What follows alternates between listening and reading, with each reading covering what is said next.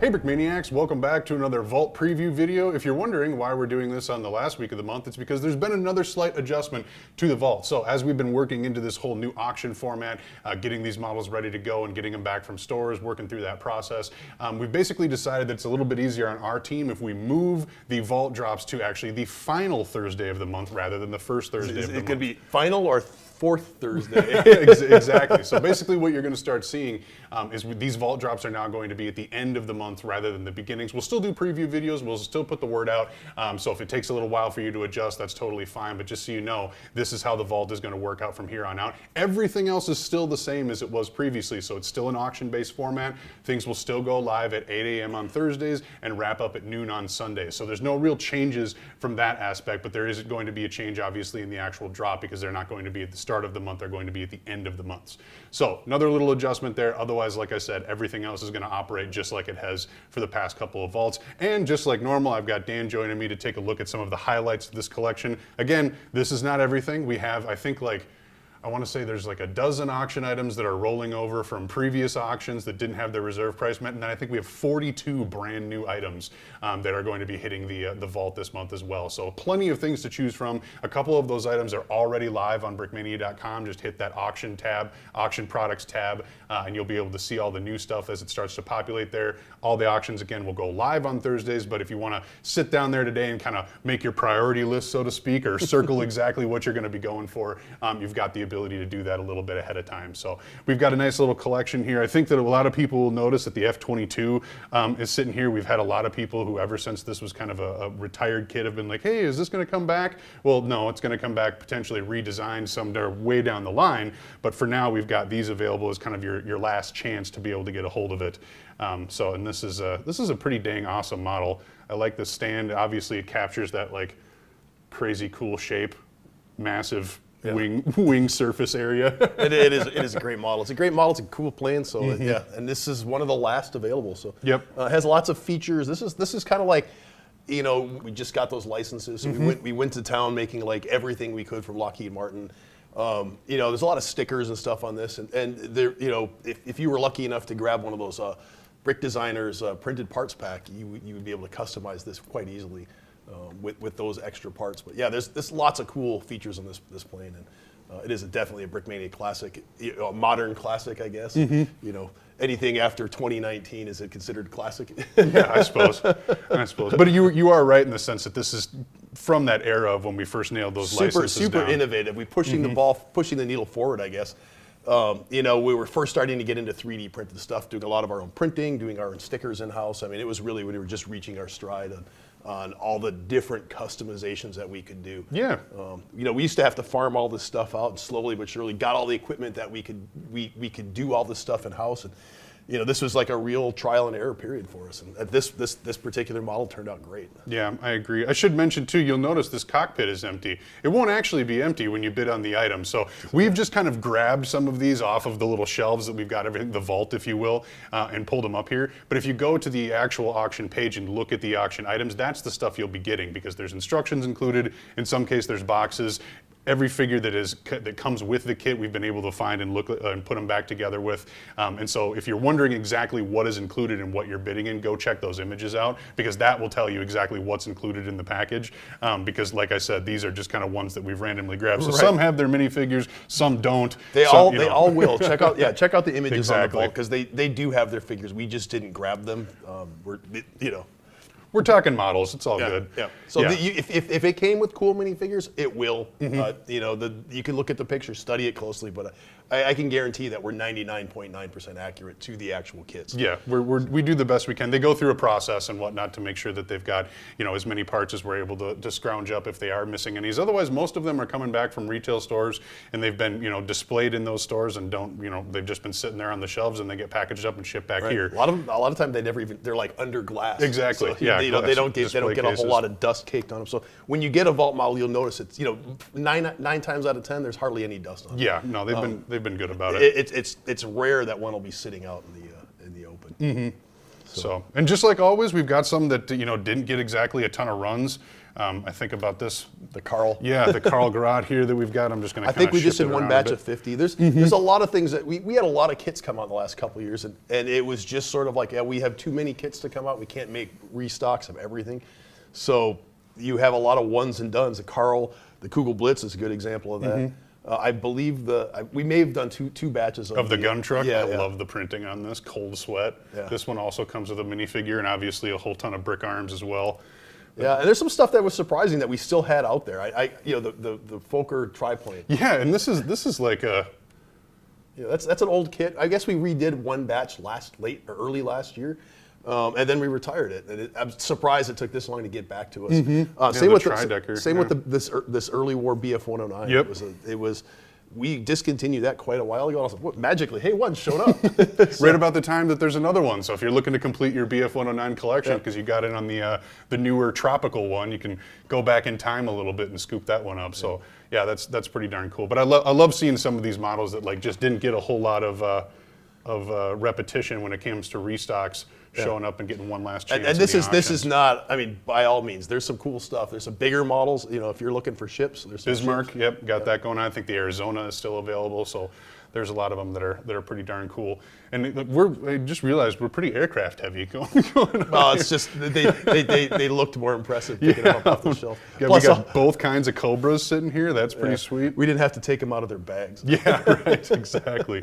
So MASH helicopter. This was a nice little build. John Canepa brought this one back with some updated printing and whatnot. Nice little creation there. This one does come with minifigures as well. Yeah. So surprisingly sturdy considering when you look at that in the Lego form, you're like, oh my goodness, how does that tail thing even actually work? really but sturdy. It works really well. Yeah, it's nice. You got that printing on there with those stretchers and whatnot. So very playable model. The Sand Shark was always popular. Yeah. This is, I actually have this kit. This kit is just absolutely awesome. This is one of the early examples of just kind of like, let's take the gloves off and just print it all.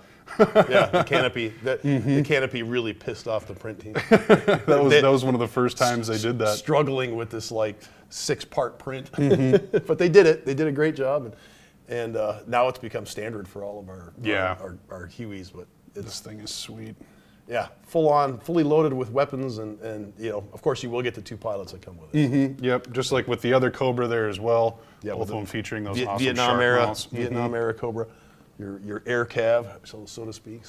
So then the Westlander, that's from we did a Spec Ops theme 2 years ago, a while ago or whatever is when we did those, and we kind of had a multiple variety of eras where we did some World War II, some modern, whatever, and then this obviously is from that World War II era, so kind of a unique plane in that sense. Not really well known because it wasn't, you don't exactly advertise the special ops stuff. So what they would take these planes and deliver VIPs or agents or ammunition, all kinds of things that they would fly into occupied areas. So like it would take off from England or another allied territory, land in France, they drop off certain, French resistance personnel, people that had to go back and forth, documents, supplies, things like that. So very cool. The West, check out the history of this thing. So, yeah.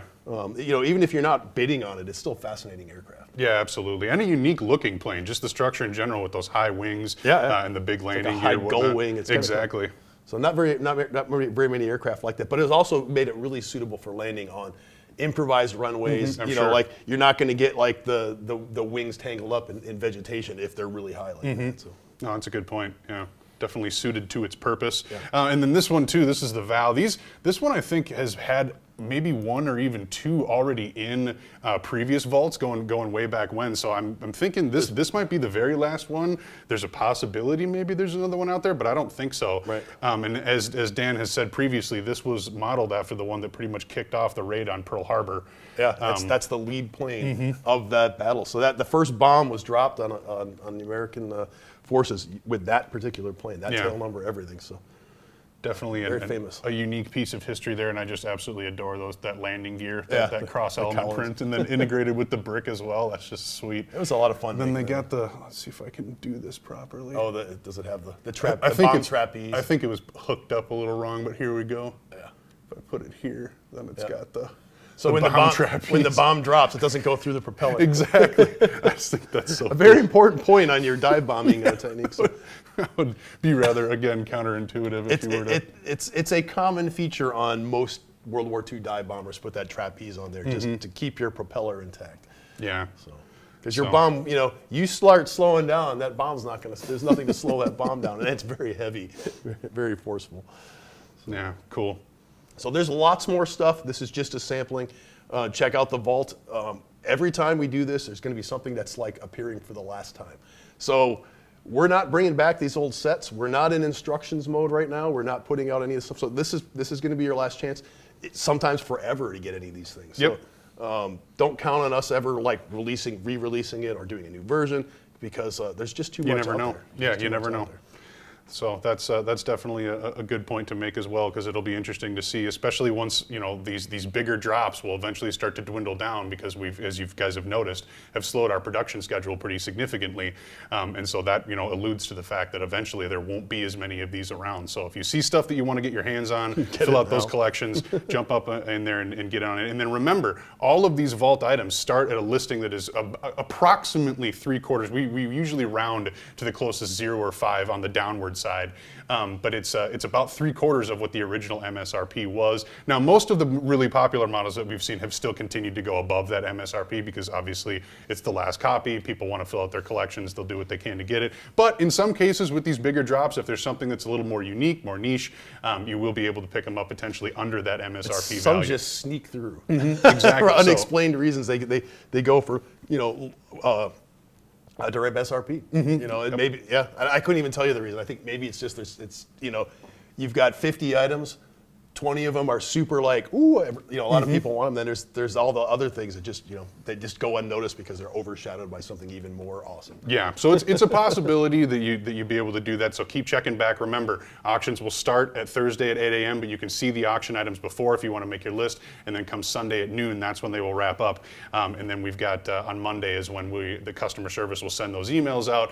You get a couple of days to pay and make sure everything's five squared days. away. And if you wait longer than 5, they will contact Move on to the next person. Yeah. Exactly. So don't be sad if you win some auctions and then 2 weeks later, where's my stuff? Yeah, you got to pay for it before customer service will even put it in a box. Yeah. Oh, and then the other thing too, because I know there's been a couple of questions about this. Remember, the price listed there, that is the reserve price. That is that 3/4 mark. So if you want to guarantee that you're in that you're in the hunt for that model, bid at or just slightly above that reserve price, and that will guarantee that if you are the auction winner, that you will actually win the auction and it won't fault because of a missed reserve price. Right. So that's another thing too. It's a little bit more convenient than eBay in the sense that you're not guessing. You're just able to see exactly what that mark is.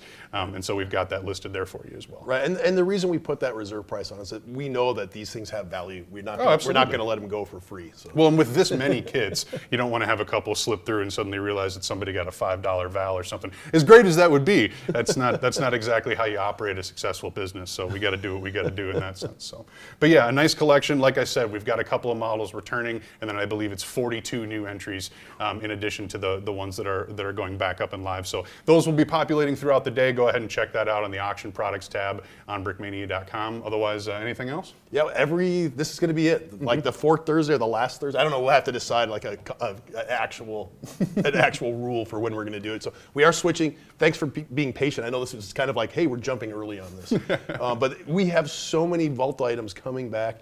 We were in like the biggest massive turnover of inventory that we've ever had. So, if you don't see what you like on this one, I mean, I can't help you there, but there are There'll be more coming in the future. Yes. There'll be more in the future. Always unique. And remember, you never know. We don't even know necessarily when the last one of these has officially gone out the door. So, because that's some of these models are sold. They were before we had stores in California, and so there were only 3 copies. And then obviously the prototype stays in GHQ, and so then there's only 2 actual copies coming back from Chicago and Chantilly. And then once those are gone, the model is gone. We never auction off the GHQs. Right. That's the library. One of the reasons to come check it out at the GHQ. World War Brick, which is right around the corner, by the way. So if you haven't secured those day passes yet, make sure to do so. And if you are serious about displaying and coming for the really, really hard to get exclusive stuff, especially the Saturday night. That auction. That benefit auction. We do a benefit every year for a different charity. Again, we're going to do the Mission Project this year. That's Mission Project to help homeless veterans here in Minneapolis and the Minnesota area. It's a local charity that we've decided is deserving of our. Definitely, they do very important work. And if you want to see what some really cool auction, really unique items, that would be the Saturday night auction. You have to have a weekend pass, which means you're a displayer. You don't have to display stuff to get. But you got to be a weekend pass holder. But that's exclusive, and there will be an exclusive event kit, and we had a few left over last year, and we ended up sending them out to stores and putting a few online. That will not be the case this year. We've made fewer. If you want to get one of those event kits, you are going to have to either get a day pass, come and buy it at World War Brick, or get that weekend pass and get first crack at it. So there's exclusive items. They will, if there are any left over, they will be here in the vault. They will not be, and you'll have to bid with the rest of the world to get one. So. It won't quite work the same as last year. There won't be that surplus inventory that just kind of shows up as like hey, here's 15 of these, go crazy for MSRP. They will arrive in the vault similar to this. So that's just going to be the new way. We had a bunch of post-pandemic cancellations last year, so that's why we ended up with extra kits. That's not happening this year. Nope. It's what we make is what we make, and we're only making just enough. Yeah, we're excited for that. It's going to be a great turnout and a fun event, so we hope to see as many of you here as possible, obviously. But otherwise, like we said, auctions start tomorrow, 8 a.m. They end on Sunday. And as always, thank you very much for watching.